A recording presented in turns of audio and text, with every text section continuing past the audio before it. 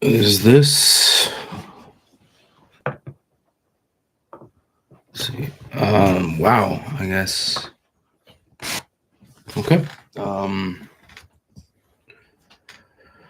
I was thought about doing this, but I guess I'm actually doing this. My name is Nate. This is the Real Deal in Sports because my name is Nate Deal. I am the real deal in sports. We are going to talk a little college football, a little NFL this evening. A lot of things have happened today. The first video that I posted was about the NFL coaching carousel and how in 24 hours things change. And my first video that I posted, I talked a little bit about how I felt Bill Belichick was going to step down at some point. There was going to be a point in time where Belichick was like, I'm done. That's it. No more, no mas, as they like to say. I understood the conversations were going to be long-winded, as Robert Kraft and Bill Belichick have been doing this for 20 plus years. And when you know somebody for 20 plus years, it's not just a handshake, you're done. I believe the comparison when people talked about it today was Arthur Smith was let go at like 1 o'clock in the morning. Ron Rivera was let go at 8 o'clock Monday. So it was going to be Belichick was going to have an opportunity. They had conversations Monday. Sunday and Monday, they had conversations. Tuesday, he didn't go into the office. They had conversations yesterday, Wednesday. And today being Thursday, conversations were done and gone. They made a decision that they weren't moving forward with each other. And that was that. Belichick is out in New England. And immediately the rumors were swirling. Immediately that Belichick was going to go to Atlanta, or I think that's the big one right now. And honestly, with ownership, owners and coaches have to have a nice agreement, which is why I believe Sean Payton will be in Denver for a little bit while longer because the Waltons believe in Sean Payton. Belichick is going to want what he had in New England: control of the roster, control of the draft, control of this, control of that. Belichick had all that in New England because Robert Kraft believed in him. He got him a bunch of Super Bowls, and that's what it was.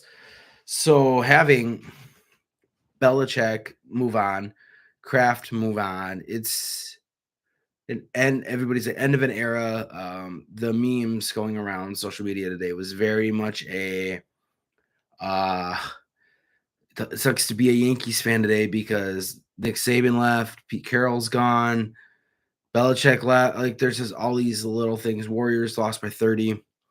What a night in the NBA. What a night. But we'll get to that later. The coaching carousel is going to heat up. Immediately, the internal candidate to replace Belichick will be Gerard Mayo. I do think that Mayo is the best fit for New England, but I do believe there is a sense of going in a totally different direction. Robert Kraft bringing in a football mind. Robert Kraft bringing in a coach that can coach his butt off. And not just, oh, Gerard Mayo, you've been here 8 years. Here you go. Coach. The Patriot way was always this thing. Gotta have the Patriot way, gotta have the Patriot way this, Patriot way that. I'd like to see him just blow it up. Just completely blow it up. I mean, nobody's watching this. But I want to do this. I want to try to do this. I was 8 minutes late. I apologize. I didn't realize I needed some type of thing downloaded. I don't even think I'm doing this right, but we will definitely see what happens in this. But I really want to talk about how Bill Belichick is going to be viewed 24 plus years in New England. But a stat kept showing up: win-loss with Tom Brady and win-loss without Tom Brady. Belichick is an average coach. It's very taboo to say.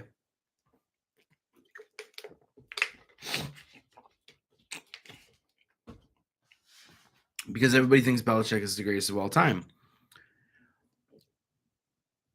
I think Belichick is a mediocre coach. I think he is a great defensive mind. I think defensively he has crafted some good defenses. I think he understands how players can play and how to motivate players, but I don't think he's a good evaluator of talent. It's been very evident the last few years that his evaluations on talent just isn't there. There's the photo of him scouting the Middle Tennessee State linebacker in the pouring rain. It's like, number one, I don't like to get wet, so I wouldn't be practicing in the cold. This is not how I do things. I'm the first one to be like, hey, it's raining. We're gonna practice inside today. I'm the first one to do that. But Belichick just wanted to find so many diamond in the roughs that he just played in mud the whole time. And I think that was pretty evident the last few years. And Robert Kraft mentioned that in the press conference that he felt like the last few years were tough and it weighed on him. It is slightly ironic, though, that yesterday the big news was Nick Saban leaving Alabama. It is widely known Nick Saban and Bill Belichick are best friends. They are friends beyond belief. They did a whole documentary with each other about it. They know what they're doing. Excuse me. First time doing this. I got nobody on the stream. Well, a little bit of fun. I do firmly believe that at this point, in the NFL, sticking with the NFL for a few more minutes, I think Belichick will go to the best situation available. I don't know if the Chargers really want to give Belichick complete control. I think the Chargers are still trying to figure out who they are since they share the stadium with the Rams. I think they're trying to find their fit. I think they'll end up going an offensive coach, not a defense coach. I think they're going to overthink it. It's not going to go to Kellen Moore, and I think Kellen Moore will end up in probably Carolina or Washington, either as an OC or a head coach for one of those two locations. Mark it down, championship right there. Kellen Moore will either be the OC of Carolina and Washington or the head coach of either one of the two. Long shot for Kellen Moore would be probably Tennessee, and an even longer shot would be Seattle. I think the Chargers really want Jim Harbaugh. I think they really want Harbaugh to come to LA, the bright lights, to be the flashiest coach, the coach that's going to bring the moxie, the 1940s, like spinning the cap around, doing the thing. I think that's where it's going to be very much a Harbaugh to the Chargers will be the thing that we will eventually talk to at some point. We are 8 minutes in, and I'm just going to take a second, pause for a second. This is The Real Deal in Sports. I will be doing a live stream every night at 10 o'clock, except on weekends because I like to do things on the weekends. And Monday through Friday, we're going to get on the stream and at 10 o'clock, and I'm going to talk for a little bit about sports in general. I will cover every sport there is. When we get closer to premium live events for pro wrestling, I'm a WWE fan. I don't watch a lot of AEW. I think they do too many pay-per-views, and they cost money, and I'm cheap. And so I'm just going to watch the live events. I'm going to avoid any copyright stuff, so I'm not going to have any background noise or anything like that, unless it's like a stock thing that I'll just have going for noise because I need noise. It's a little quiet, and I like noise. I am located in Wisconsin. I do a lot of things anti-Wisconsin. I'm a big Bucs supporter, big Badgers supporter. In fact, in my video yesterday, I was wearing my Badgers hood. I'll talk Bucs basketball. I'll talk Badger football, Badger basketball. When we start diving into the NCAA in February, I'll start mixing a little bit of that in. But right now, the biggest topics I'm going to be talking about is the NFL. That is the moneymaker. That is where there are 30 plus million people will be watching football on Saturday and Sunday. The Cowboy-Packer game will reach 35 million people. I can almost guarantee it. That will be a ratings that I will love to see on Monday or Tuesday when the ratings come out or whenever I see them. And I'm just going to pop on the stream 10 o'clock and I'm just going to be laughing. Be 40 million because it is going to be a great game. Tomorrow night, though, huge thing. We're in 8-9 minutes deep. I'm only going to do like 2 or 3 2 or 3 subjects as this starts to build, and if I get some viewers, hey, stop in, say hi. These will be posted. My videos will be just live streams going up on there because I want to keep this as organic as possible. The editing, the mixing, everything is going to be very novice, very as my children would say, very dog water. It is not going to be great editing. It's not going to be great graphics. It's not. I want to, whatever I lose in graphics and editing, whatever, I want to bring in great content. This is going to be fun. We're going to have a good time with it. I really want to have good conversations regarding sports. I think a lot of sports right now is who can take the most absurd, take the best topic. Bill Belichick. This is the example, by the way. Bill Belichick is available. Ooh, let's take the greatest coach, one of the best coaches of all time. I think he's mediocre, in my opinion, but arguably one of the greatest coaches of all time. Ooh, let's match him up with the most egomaniac owner of all time, and Jerry Jones, who's also the GM, who butts heads with authoritative coaches because Parcells barely lasted like 4 years. Yeah, great take, whoever that was. I sincerely believe. Now we're gonna hop into it. That was my little at the 8-minute window. I just wanted to quickly introduce myself, introduce the show, what we're gonna kind of do. Take a break here and there, but stream isn't gonna be any more than about 45 minutes to an hour.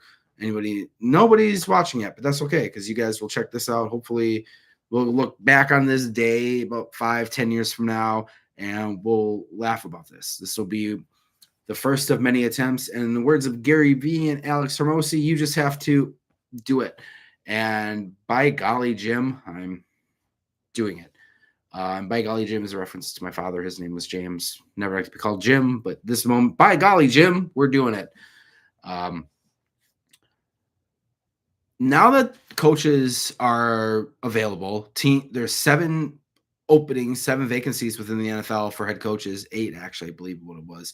A quarter of the teams need coaches. I heard that this morning. Like, man, really grabbing for the importance of this. Belichick being gone opens the door for Mike Vrabel. If that match does not happen, then the matchmaking script writers of the NFL, put your tinfoil hats on, ladies and gentlemen. The script writers are doing their thing, and they aren't doing a good job. If Mike Vrabel does not start the 2024-2025 NFL season on the sidelines in Foxborough as the head coach, with Gerard Mayo as his defensive coordinator, or better yet, Gerard Mayo as the head coach of Tennessee,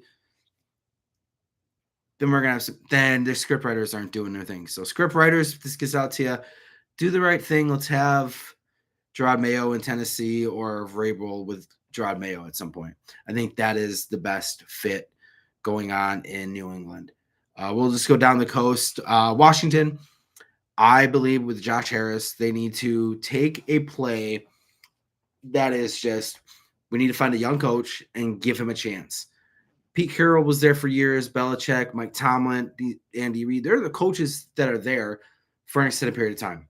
I think Doug Peterson in Jacksonville is another one of those coaches. I think Doug Peterson is going to win these 9-10 games a year, and I think he's going to be okay. But Washington, I believe it's going to be a young gun. Ben Johnson, Kellen Moore, somebody on the offensive end that's going to take this high draft pick a quarterback, Michael Penix Jr., just me, Michael Penix Jr. It happened again. I think Michael Penix Jr. would be great in Washington. Reminds me of another lefty that did well in Washington, which was Mark Brunell.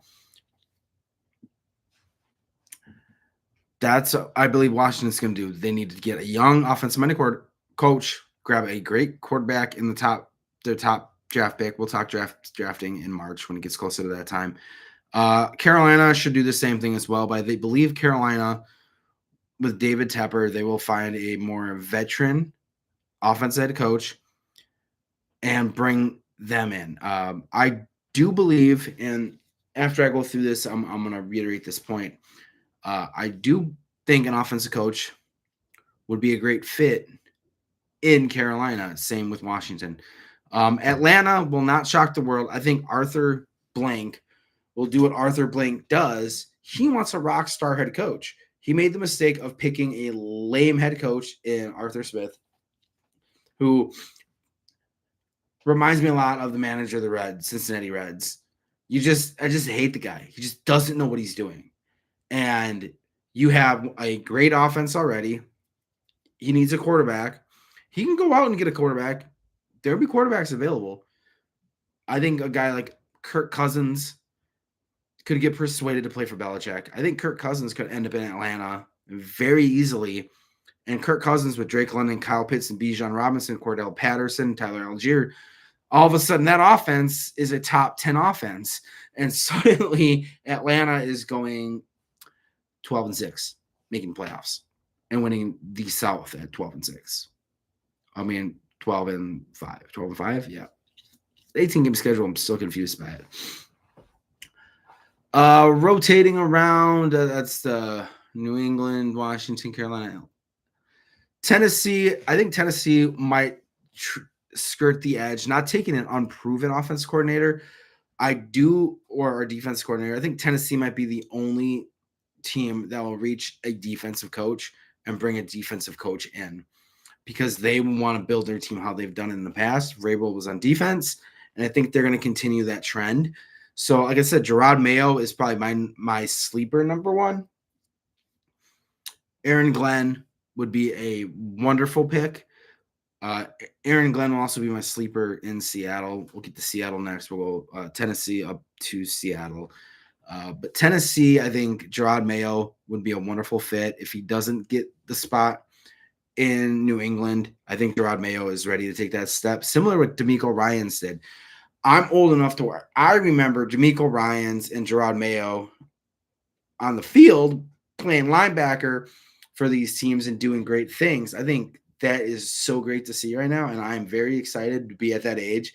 I was like, I remember watching Gerard Mayo play. It's like, I really gotta be that old, but I'm not even that old. Shit, I ain't even that old. I'm not gonna try to swear a lot on here. Again, a little sidebar. I'm not gonna try to swear on here, but if I get in a heated conversation and if things are going, if that chat gets rolling and we're getting some good conversation and we're having some fun with it, I might drop it. So that's why I made these not for kids, because I don't really want kids under 18 to really pop in and do anything in here. I want to have adult conversations regarding sports. I want to speak freely. And to do that, I'm going to kick the kids out.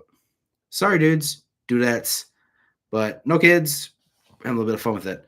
But Tennessee, Gerard Mayo is probably the best option available. But Tennessee, now this is where Pete Carroll being let go is interesting. Pete Carroll was very adamant that he wants to continue to coach again. Pete Carroll could end up in Tennessee, the NFC South, the AFC South, excuse me, kind of like the old NFC West.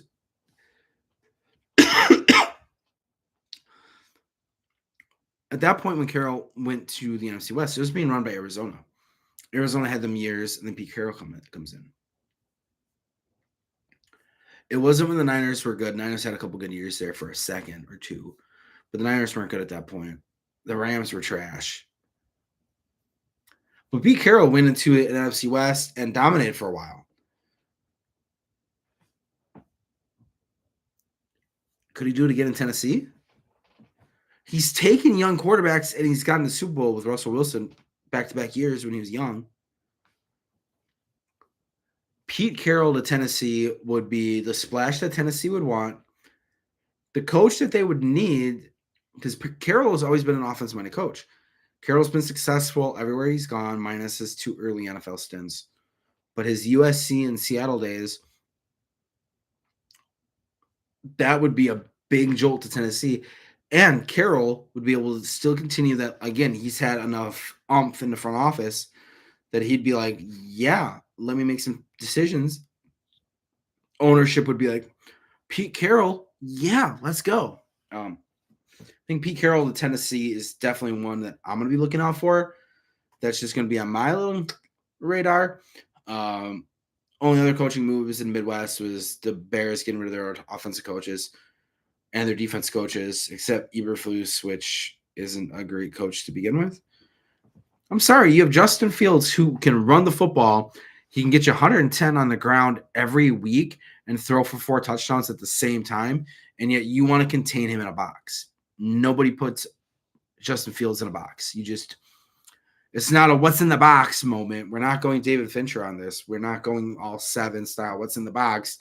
We know what's in the box. Justin Fields is in the gosh darn pocket. He's in the box. Get him out of the box. Let him move. Let him run. You have DJ Moore. You have a great offensive skill players already. You just need an offense designed around a mobile quarterback who can throw the ball. And I hate the term let them cook because I don't get it, because cooking is kind of annoying. I don't like to cook. Like, let me eat. Sure, eat, but yeah. But going up to Seattle, though, Seattle's probably the one that I have had the hardest time trying to figure out what route they're going to go.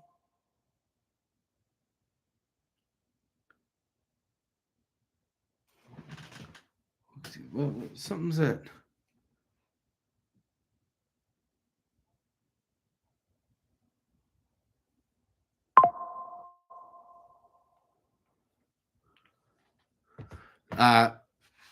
I guess my iPhone got hooked up to the cameras for whatever this was.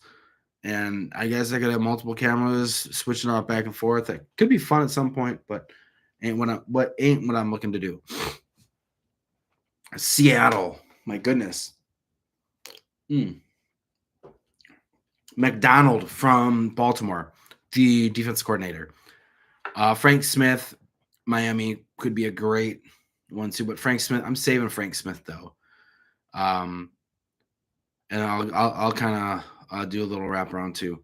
Atlanta's Bill Belichick. Bill Belichick will be in Atlanta in about 3 weeks.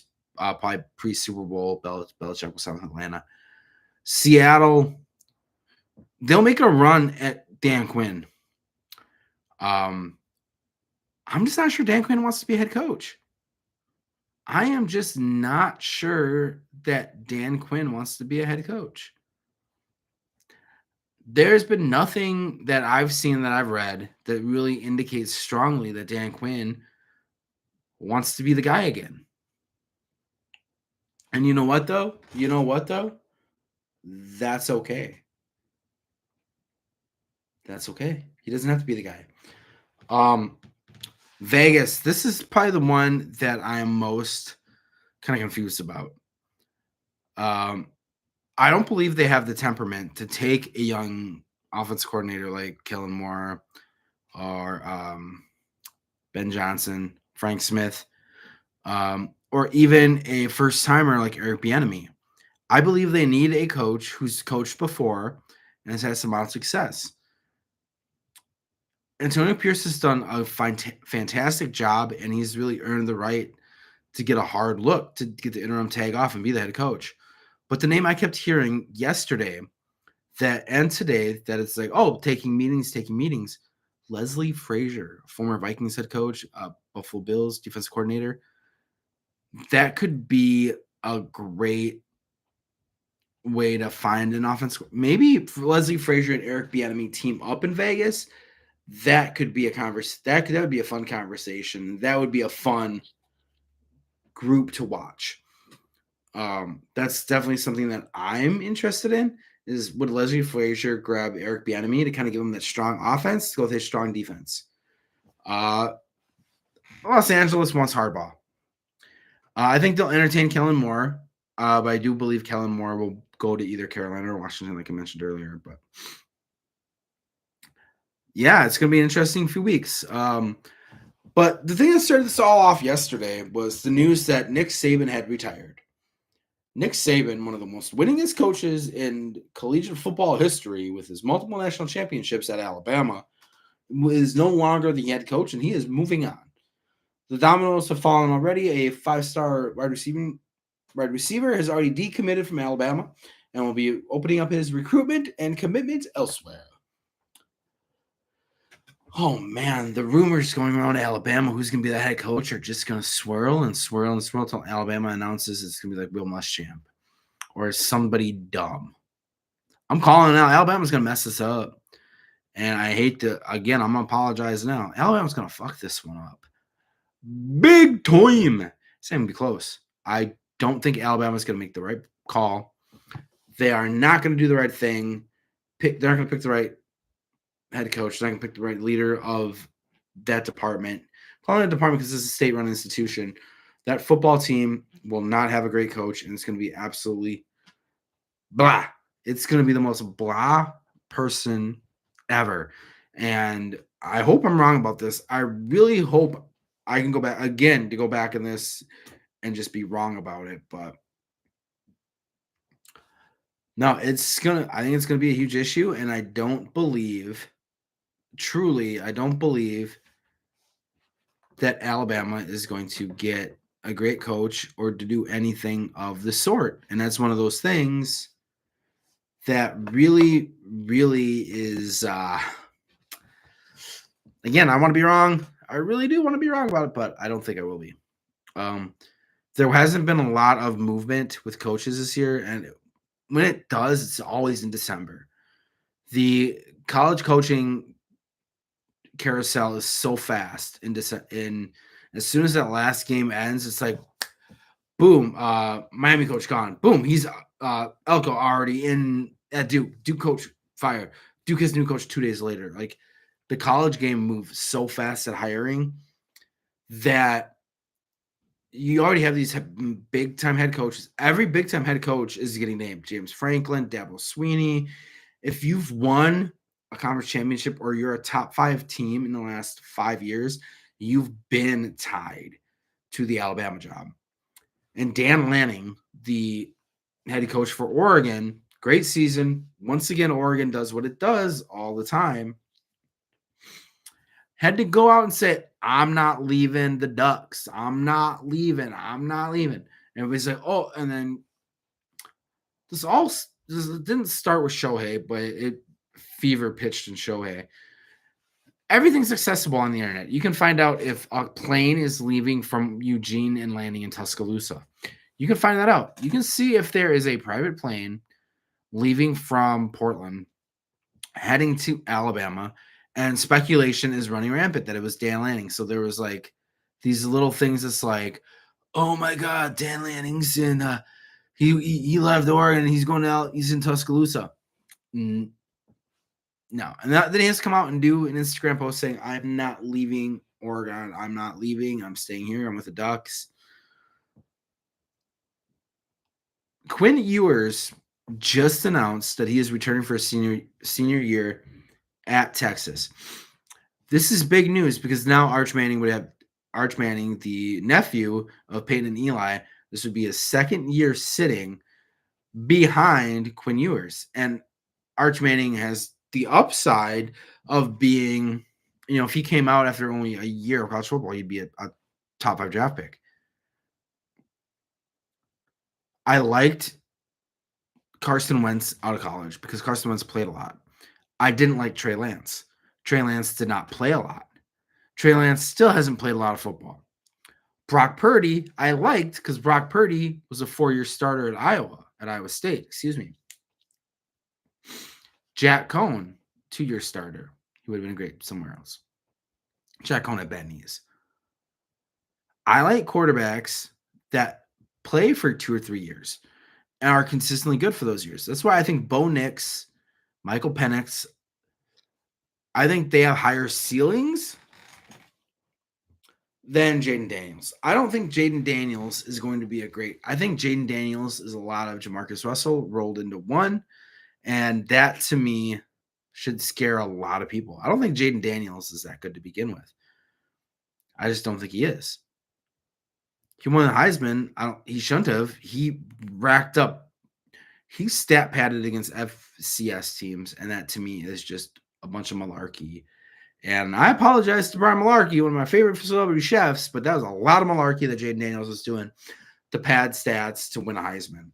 It should have been Michael Penix. Should have been Bo Nix. Bo Nix, though, he's played a lot of football. A lot of football. The Minnesota Vikings would be very apt to grab Bo Nix in this draft. collegiate football always ends up with me going back to the NFL and ends up just being, instead of just a NFL segment, then collegiate football, it just becomes football. Football. Tomorrow night, though, I will be live streaming again. I've loved fun with this tomorrow night, Friday the 12th. January 12th, here in Wisconsin, it is deemed Snowmageddon Part 2. It is the second time this week that here in Wisconsin we have had our state shut down, essentially because of snow. And it happened Monday night, and it's happening Thursday night. Tomorrow morning, I'll wake up with about 8 inches of snow on the ground, potentially.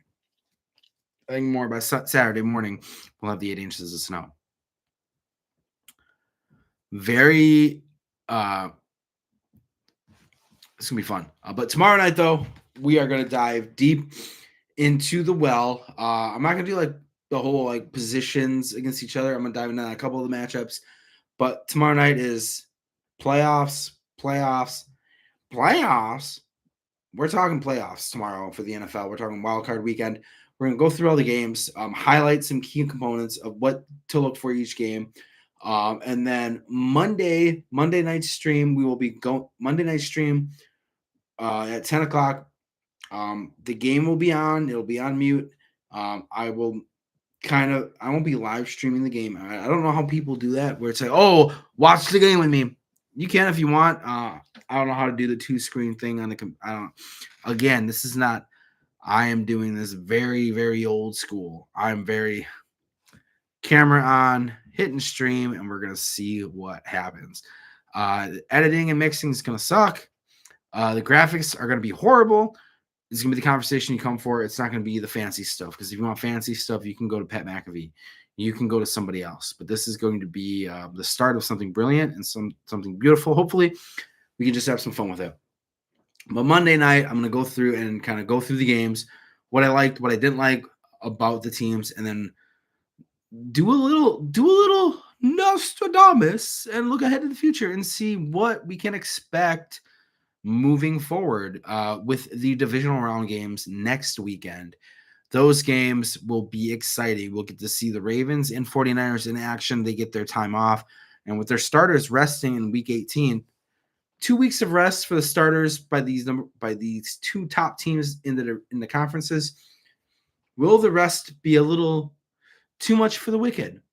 Will it be too much of sitting around, having a beer or two, eating some nachos, and working out? Would it be too much of a wait? Interesting to see. Again, I'll give my picks. I am not a gambler. I do not bet. I will talk fantasy football, though. I love fantasy football. I don't put money on it. I don't play for money. I don't bet friends money. I think losing money over a sports thing is not a lot of fun. I've done the daily fantasy sports. I've done the DraftKings and FanDuel. I'm not going to sit here and be like, let's build a 26-leg parlay and see if we win. Also, because Wisconsin has gambling is not legal in Wisconsin. My last thought of the night. We talked about the coaches. I've been talking coaches the last 2 days. Not burnt out about it. I do believe that the coaching is a great topic to talk about. I do believe that it is something interesting and exciting that we can have a great conversation regarding, because there's a lot of variables involved, a lot of things that just don't make sense, do make sense. Jerod Mayo as the coach of the Patriots makes a lot of sense. But Mike Vrabel as the coach of the Patriots makes even more sense, because he's been to the playoffs. He's been to an AFC Championship game. He's led the Tennessee Titans to some division titles and been competitive for the last few years. Vrabel makes a lot of sense. But so does Jerod Mayo. Again, my crystal ball only goes so far. I got the Belichick right. When I heard that news, I literally just sat down and was like, a little Captain Holt, and what he would act like when he tasted a marshmallow. That's how I felt. I knew Belichick was leaving. The writing was on the wall. Atlanta being interested doesn't surprise me. Atlanta has a great offense, a defense that was surprisingly really good. Get a quarterback in there, Kirk Cousins. I'm going to mark this down too. Kirk Cousins to Atlanta. That's going to be my favorite play of the thing. Going to jump around sports real quick as we come to the end of the stream. NBA tonight, my goodness, the NBA tonight has just been, if you win a game, it's going to be by 40. Not a single close game tonight in the NBA. Usually you have some fun games, some buzzer beaters, whatever the case may have you, but everybody's getting blown out tonight. The Celtics didn't play their starters in the second half of the game against Milwaukee because Milwaukee was up by 30. One of those nights in the NBA. Hockey didn't really catch too much of the hockey league, the National Hockey League, the NHL. Few things that got to surprise me about hockey right now. It's the Winnipeg Jets. The Jets, ladies and gentlemen, Winnipeg. So I'm like, Canadian brethren, if you're in Winnipeg, catch a game. They're like $6 for a ticket. Go catch a game. See how the Winnipeg Jets are doing. They are doing very well. They are tops in the West. The West is usually pretty good with hockey. Rangers are having fun in the East, which is great for New York if the Rangers do well. Last one I want to talk about here, kind of ending our little rundown here of the evening, which, by the way, I'm in school for sports broadcasting, which is one of the reasons why I'm doing this. I want to get better on camera. I want to get better vocally. I want to get better at what I'm doing. I heard the term rundown today, and I'm like, yeah, I know what that means. The rundowns for everybody this morning, because the news for Belichick dropped at like 7:30 Central, so everybody is going nuts because everybody wanted to talk about Nick Saban today. It was a Nick Saban day, and Bill's like, sorry, bud, it's me.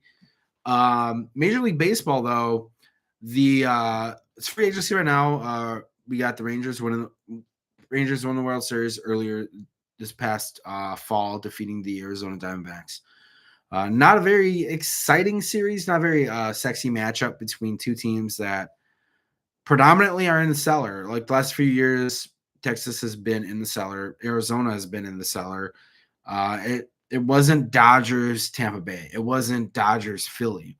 It wasn't Yankees and Phils. That would have been a series that probably would have caught some eyeballs. It wasn't. It's been Houston the last few years. Houston, LA. Baseball's kind of becoming whoever wants to spend the most money is going to get to the World Series. And in that regard, the Los Angeles Dodgers have shelled out over $1 billion this offseason on multiple different individuals. Teoscar Hernandez, sleeper in the outfield. Love how Hernandez plays. They signed Yamamoto from Japan to pair him with his Japanese brethren. The legendary two-way player Shohei Ohtani signed that massive deal earlier this winter. Kind of stalled the free agency market. Started to pick up. There have been conversations going on now. The Cubs grabbed a Korean lefty who's just been lights out. Very friendly deal, a 4-year, $54 million deal. So they didn't overpay for that. I think that's a good deal. Today, Marcus Stroman, all-star for the Cubs last year, signed with the Yankees, a team that he has publicly bashed on the X, on the Twitter sphere. I will have a new Twitter account for this show, The Real Deal in Sports. We'll have its own Twitter account, and we'll start posting these on there to try to gain some traction. Again, I want to do a lot of this organically. But as we come to the end here, baseball is going to heat up. It is getting we're in the middle of January. Pitchers and catchers are reporting soon. It's usually end of February, beginning of March. A lot of the big time free agents will want to get their deals done soon. They want to start prepping for spring training. They want to start prepping for the season where they're going to live. They got to buy all that other stuff. A couple things to watch out for. I do believe that the Giants and Cubs will come away with one of the big three still left: Hoskins, Bellinger, and Chapman. I believe one or two will go to either San Francisco or the Cubs. I think Seattle is still in on Hoskins. It's going to be interesting to see if Hoskins wants to go to Seattle or not. Seattle made a couple moves as well, making some room. They traded Mitch Haniger out, so there is room in the outfield. I think Seattle will probably add a little bit more to it. The Giants always sit back and wait, and they always end up doing something. I could see Seattle more or less being in on Brandon Belt. Brandon Belt would be a great addition to Seattle with his defense and his left-handed hitting swing. I believe he'd be a great addition to Seattle. I don't know if the Cubs make any trades. Pete Alonso signed his arbitration $20 million this year. The Cubs agreed to arbitration with a couple different players today. Justin Steele was one of them. Justin Steele will be anchoring the pitching rotation for the Cubs this year with Shota. It'll be Steele, Shota, Jameson Tyone will be a great number 3. Hendricks at the 4, and Assad and Wicks teaming up for that 5th spot. I think Assad Wicks kind of mix and matching those two. Not giving one of them the full 35 starts, having given them both 18 starts this year wouldn't be a bad idea if I was a Cubs pitching guru, which, lucky for you, the 0 people that are watching, I am not a Cubs pitching guru. Not yet.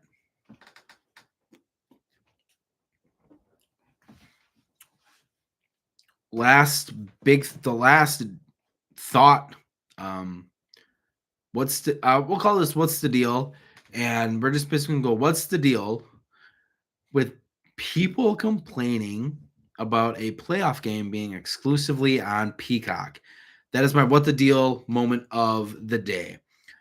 Still a little bit of complaining. It's died down quite a bit since the weekend when they found out that the Chiefs and Miami Dolphin game will be streaming exclusively on Peacock, not on your local NBC station, only local if you're in Kansas City or Miami. But if you're in Kansas City and you have DirecTV, you will not get the game because they are in a disagreement with the cable provider, which happens quite often. DirecTV does, because DirecTV is lame and just get high-speed internet like a normal person and stream it that way.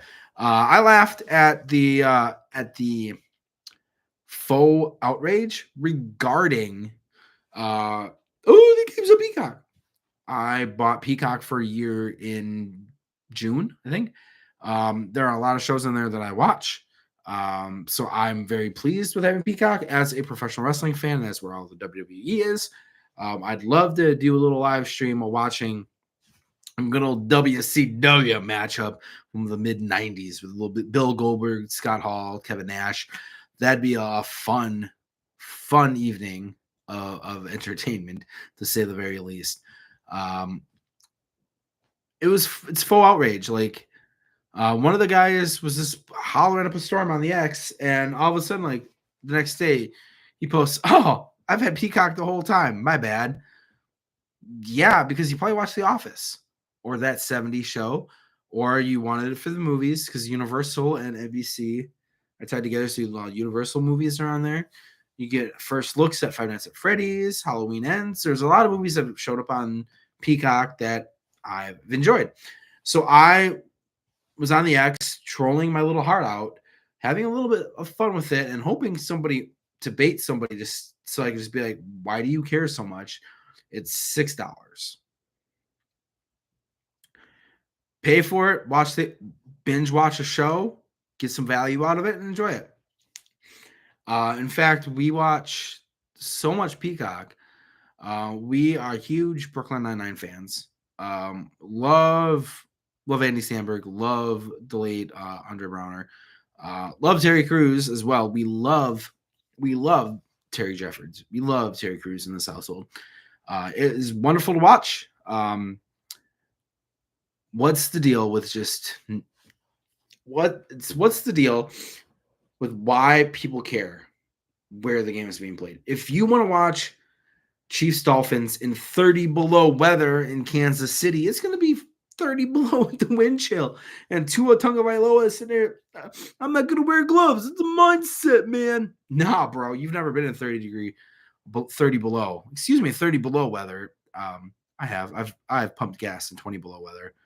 No big deal. In shorts. Not a big deal. Did it. Whatever. From Wisconsin, it happens.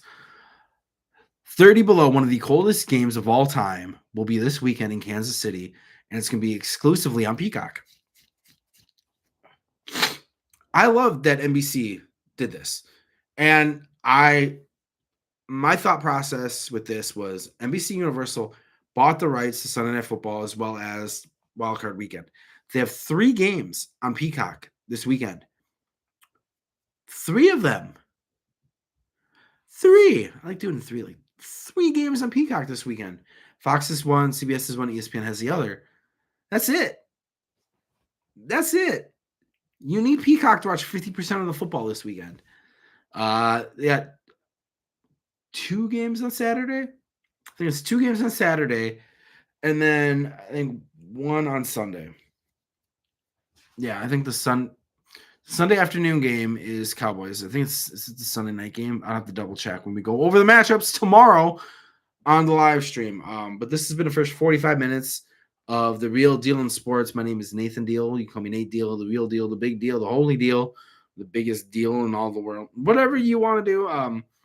Like I said, the email is realdealinsports@gmail.com. Shoot your questions over there. Feel free to drop comments on the videos. They will be obviously read and replied to. And this stream will be every night at about 10 p.m. Central Standard Time.